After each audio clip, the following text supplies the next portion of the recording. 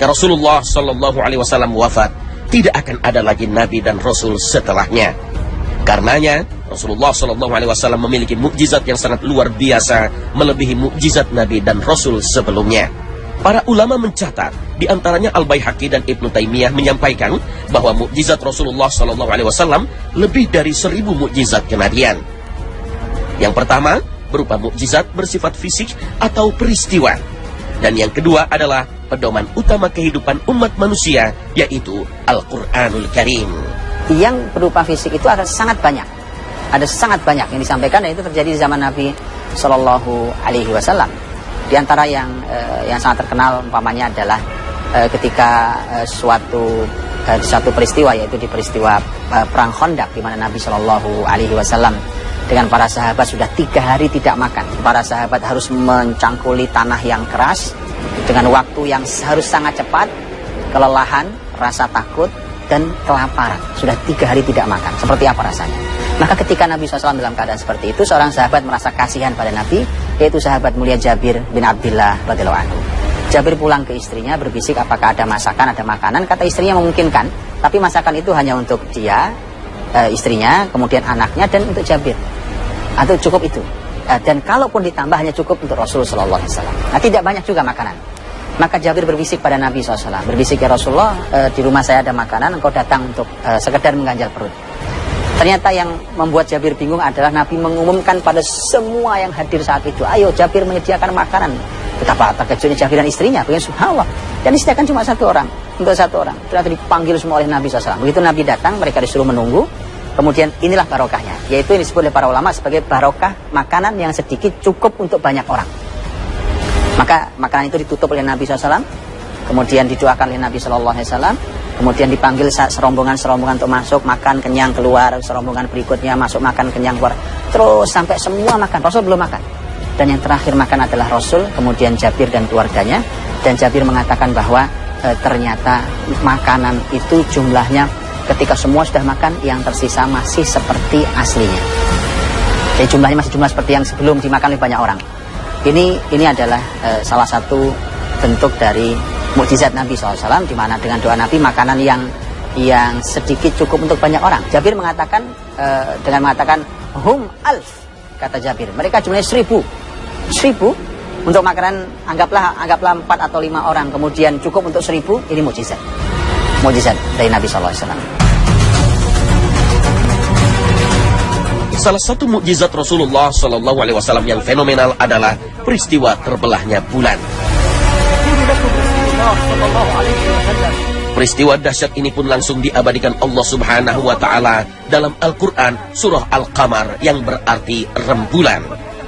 Peristiwa ini terjadi di Mekah ketika para pembesar Quraisy menuntut Rasulullah Shallallahu Alaihi Wasallam untuk membelah bulan sebagai bukti kenabian. Kemudian Allah SWT memberikan wahyu pada Nabi agar Nabi menggerakkan jarinya ke langit. Kemudian bulan terbelah, terpisah. Yang satu ada di atas gunung, yang satu ada di bawahnya. Jelas terbelah menjadi 2. Begitu Nabi Muhammad berhasil menunjukkan hal yang mukjizat itu, ternyata mereka tidak beriman. Malah mereka mengatakan Muhammad menyihir mata kita. Maka mereka bilang, kita tunggu besok pagi apakah kafilah juga melihat, kafilah dagang yang semalam di padang pasir juga melihat hal sama, karena di langit sana. Besok pagi ternyata kafilah dagang masuk ke Mekah dan mereka menyatakan ya, mereka melihat. Peristiwa besar ini seluruhnya terangkum dalam Al-Quran ribuan abad yang lalu.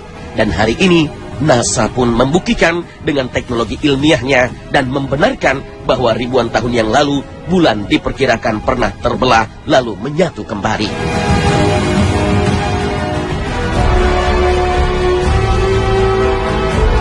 Beberapa saat sebelum wafatnya Rasulullah Shallallahu Alaihi Wasallam, Allah Subhanahu Wa Taala pun menyampaikan wahyu terakhir yang artinya, pada hari ini telah kusempurnakan untukmu agamamu, dan telah kucukupkan kepadamu nikmatku, dan telah kuridhoi Islam menjadi agama bagimu.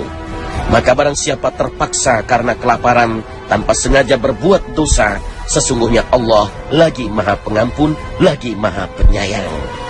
Al-Quran surah Al-Ma'idah ayat 3. Lalu apakah rahasia di balik Al-Quran yang menjadi mukjizat terbesar Rasulullah Sallallahu Alaihi Wasallam?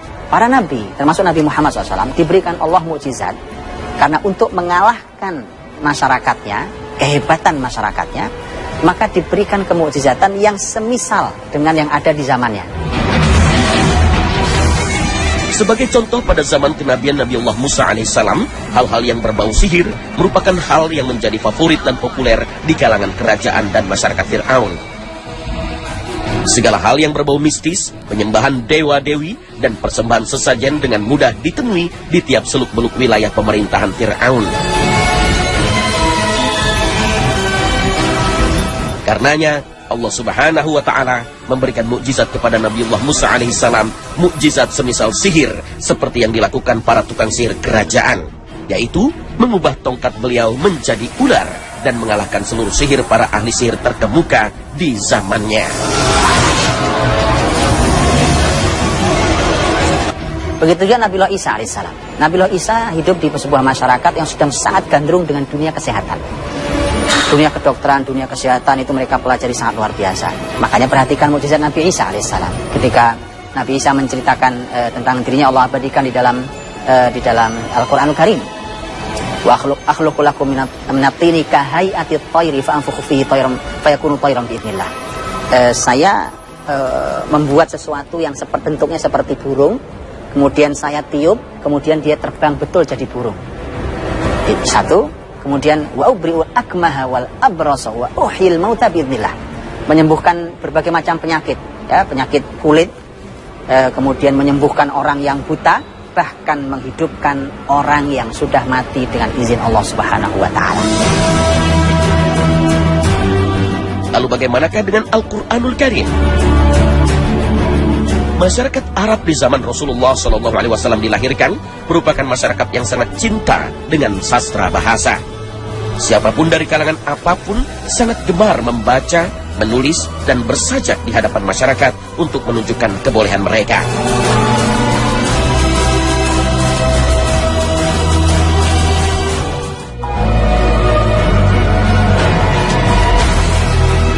Karenanya, ketika Al-Quran diturunkan dan dibacakan di hadapan seluruh pemuka Quraisy, seluruh ahli sastra pun tahu bahwa apa yang mereka dengar bukanlah perkataan manusia.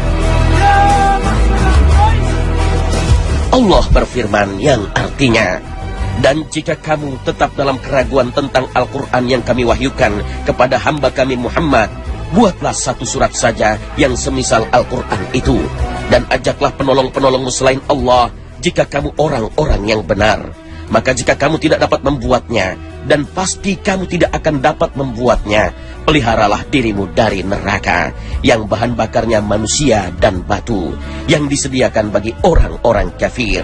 Al-Quran Surah Al-Baqarah ayat 23 dan 24. Inilah rahasia kebesaran mukjizat Al-Quran, satu-satunya kitab suci yang terjaga keasliannya hingga berabad-abad lamanya.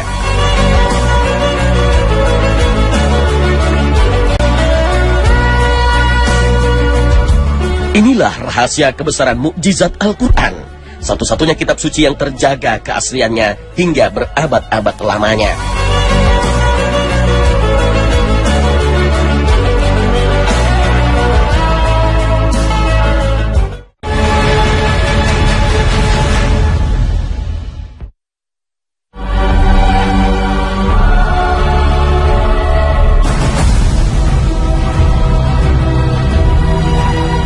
Kemukjizatan adalah keistimewaan yang Allah berikan kepada para rasulnya dan nabinya untuk membuktikan bahwa benar mereka adalah nabi dan rasul, peristiwa yang di luar logika manusia.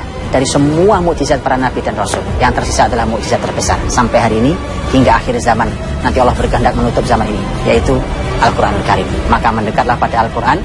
Kita seakan, kalau kita sudah mendekatinya, kita akan setelah mendekati mukjizat terbesar yang dimiliki oleh manusia terbaik. Wallahu ta'ala alam bishawab. Assalamualaikum warahmatullahi wabarakatuh.